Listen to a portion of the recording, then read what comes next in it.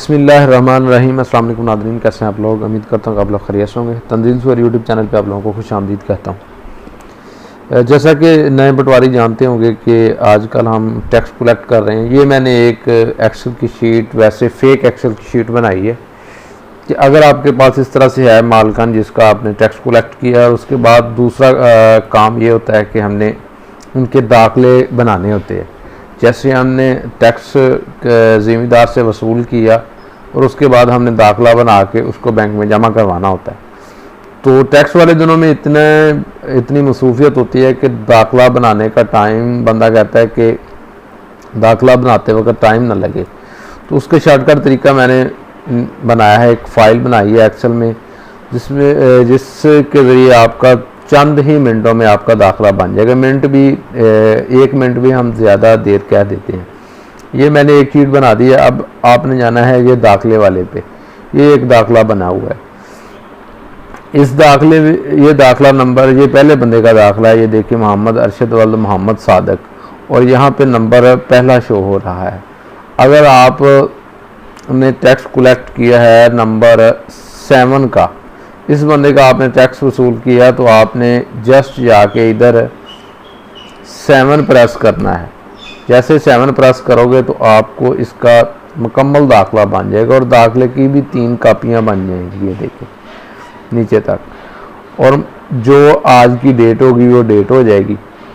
तो इसको आपने ऐसे ही प्रिंट करके तो दाखला जो है वो निकाल के तो आप बैंक में जमा करवा सकते हैं। ये प्रिंट की कमांड दे देनी, जैसे कमांड दोगे आपके ये 3 कापियाँ निकल आएंगी। तो अगर आपने फ़र्ज़ किया आपने 33 नंबर का दाखला जो है वो किया है, तो यहाँ पे आप इस पर 33 लिखोगे।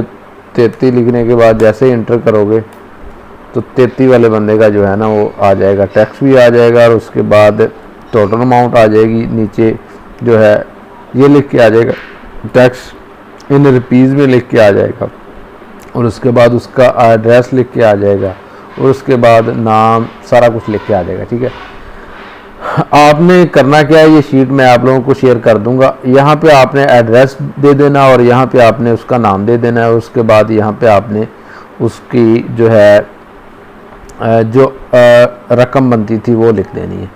लिखने के बाद आपने सिर्फ उसके बाद आपने सीरियल नंबर ही पुट करना है, तो आपका दाखला जो है वो जैसे क्रिएट हो जाएगा।